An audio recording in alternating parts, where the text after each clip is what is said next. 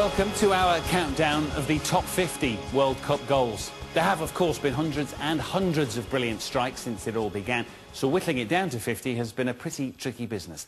But we've done it, so sit back and enjoy, starting with this sublime strike from Senegal. It was a wonderful goal. There'd be great pride in that goal. Great break, speedy movement, good play and selfish play off the ball by players who weren't involved in the move.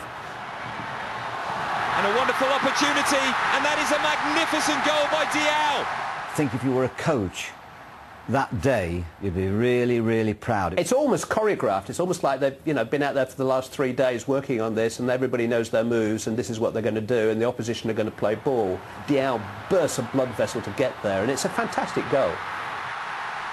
I mean, if they're 49 better than that, this is going to be some show. The way he strikes that free kick, the way it goes over the wall, now we're used to seeing it. We're used to seeing it with the technology, the lightweight footballs, the fantastic, lightweight boots as well. But with those heavy footballs like they had in '66, to be able to do that was something that, Europeans hadn't seen. It was magical.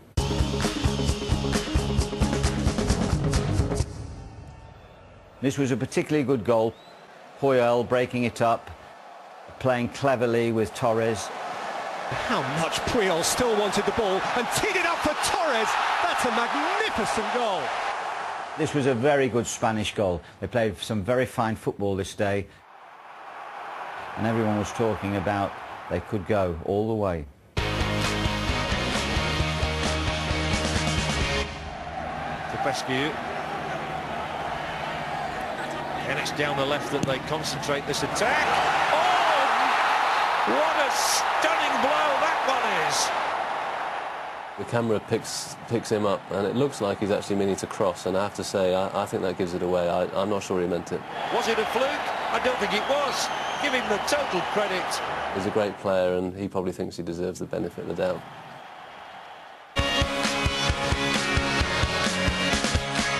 The fantastic thing about the Borghetti goal is that I just can't remember seeing a header like that in any game. Blanco looking for Borghetti. Oh, he got a good touch, and he scored a very good goal.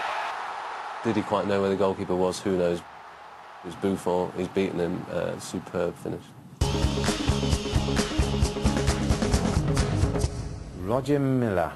Where did he come back from? I think they said he was about 38, although there was some talk that he was 50-odd in the end. We were talking about Miller, good turn. Miller inside the penalty area. He gets off the line. Roger Miller's done it. There's one thing that you can say, there's no substitute for experience, because get this guy around the box, get the ball in the right position, and time again, he will stick it in the back of the net. This guy was a finisher. Everything about him was immaculate. His touch on the ball was exemplary. His vision was fantastic. His ability, to keep his head in a situation like that. He had the goal at his will. He could make the ball sing, dance, whatever. There was nothing hurried about him. It was like he was playing in slow motion. A classic goal from one of the players that you would have to put in the top 5 of all time. Soler still on the ball. Father Cesar, Brazilian, picking up the pace now, putting some pressure, real hard pressure. On the England defense, Castello. And here's Pele. Jardino. There it is.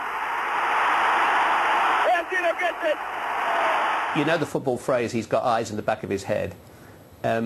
Somebody check Pele next time they see him, because how he knows where Jorginho is down to pure footballing instinct. And because the ball is instantly under control, he has the entire situation under control, and he can decide who scores, how and when. Here, you have it.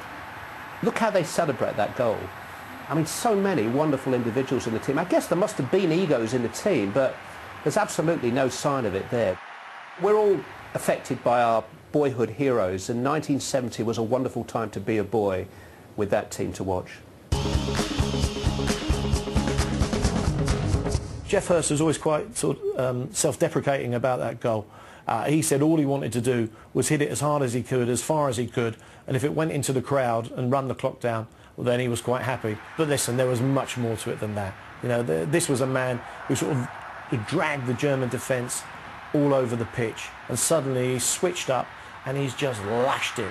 And it's almost like, you know, an outpouring of emotion. But it was one of those great moments. I'm sure every Englishman who was at Wembley that day, every Englishman who was watching the game at home on television will be able to say, well, I know exactly where I was, exactly what I was doing when Geoff Hurst scored that fourth goal. I think the Amokachi goal in '94 was just around that time when there was an explosion of African footballers, and especially the Nigerians were producing a real crop of talented players. And I think, you know, without stereotyping, they had pace, they had power, but they had skill and they had good understanding of the game. Amokachi plowing through, and that will go down as one of the best of the competition. Well, hopefully that's got you in the mood. After the break, we've got 20 more absolute belters for you, including a German legend, an Italian World Cup winner, and one of England's finest. Welcome back. We are counting down the top 50 World Cup goals, and here come numbers 40 to 21. At 40, one of the highlights of France '98.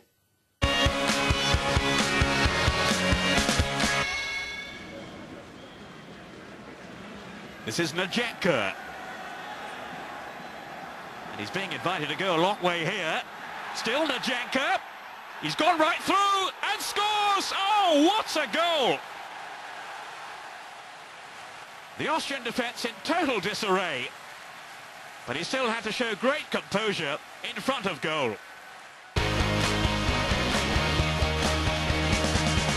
The thing that you remember as much as anything is the ball forward to Didier Cisse. You know, suddenly the ball stabbed forward, and when you're watching it on television you think, well, that's fairly aimless. Platini. And Cisse is clear and onside and strikes a superb shot. And he's taken the ball on his chest and you think, great, wonderful control. Take another touch, slot it past the goalkeeper. No, not even a thought of taking another touch. It was an instant volley, perfectly executed. That was a goal that any Brazilian would have been proud to have on his highlight tape.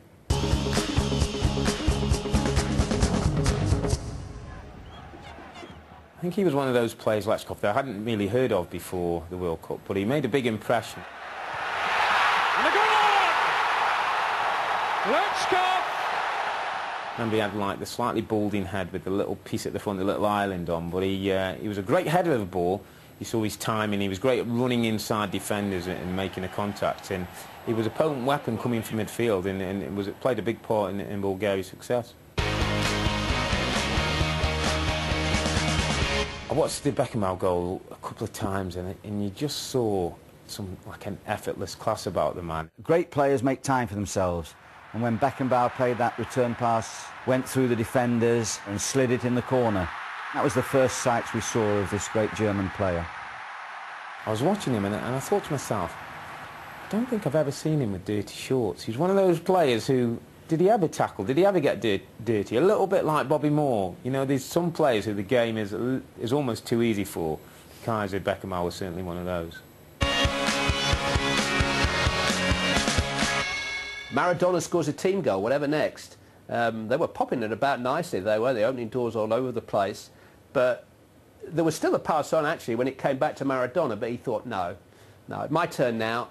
My return to the team needs marking with something special. Stand aside, everybody. Watch this. Maradona! Oh! Maradona scores!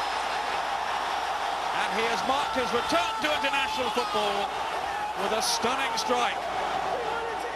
We thought it showed a man back at his best, but his celebrations told us another story, and obviously subsequent events prove that that shot was fueled by more than just his left foot. Germany were at home, it was their tournament, you know, they were one of the favourites, although it was a young team to do well, and it's such a difficult skill to hit a ball coming across your body at the pace that it was hit. Torsten Frings has hit it! Fabulous! So many players were looking to shoot on sight. It was almost as the coaches had been saying to the players, when you get near goal, have a pop. We'll never hit a sweet one. He might never hit a ball like that again. It absolutely flew in. And I think at the time started to raise the expectations of the Germans that it could be their year.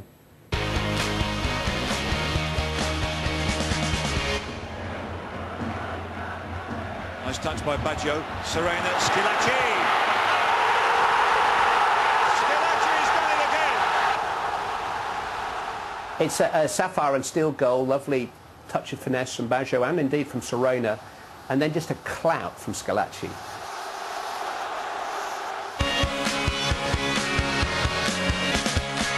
I was slightly surprised in the Bajcevic goal because it showed an unexpected flair and skill that I wasn't sort of looking for, and he turns inside left foot and right foot inside two defenders, and I think kills the ball with the inside of his left foot into the top corner.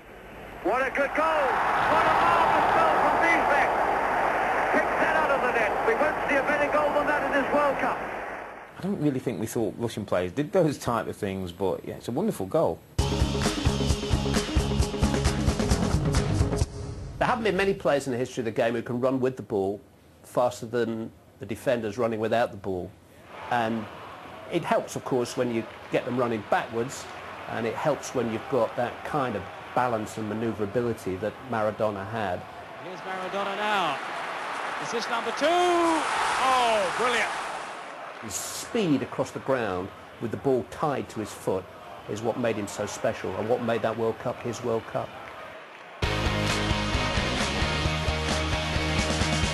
Mr. Germany, he was a captain, he drove them on from midfield, he was the epitome of your modern midfield player, really. Efficient, got forward, didn't, you know, not too fussy, but scored important goals when it was needed, when his team needed him. He came up with big goals, and this was another big goal in a big World Cup game. Matthäus with some space, supporting play, Voller and Klinsmann. Matthäus can go again. Oh, great goal! Lothar Matthäus with what must be the goal of the competition so far. Names are not fictitious. Vasily Rats of Dynamo Kiev scored against Joel Batz of Paris Saint-Germain. Keeping possession, not to be enough. Goal given away then by Lenikov. Belenov. Shot from Rats. Magnificent goal by Rats. So here's the quiz question. Name another instance in the history of the World Cup when the goal scorer and the goalkeeper's names rhymed. I don't know. I think when you look at the goal scored by Zico, it sums up a little bit about Brazilian football. Why head it or, you know, volley it in easily when you can do a bicycle kick? And the technique, well, just unrivaled, unquestioned technique.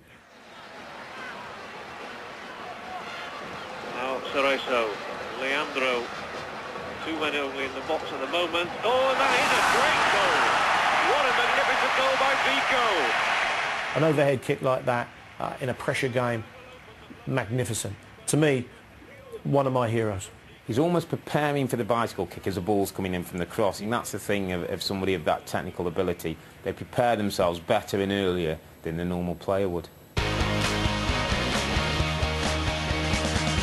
That 1982 team was absolutely magnificent, and probably the most crazily exhibitionist goal you'll see.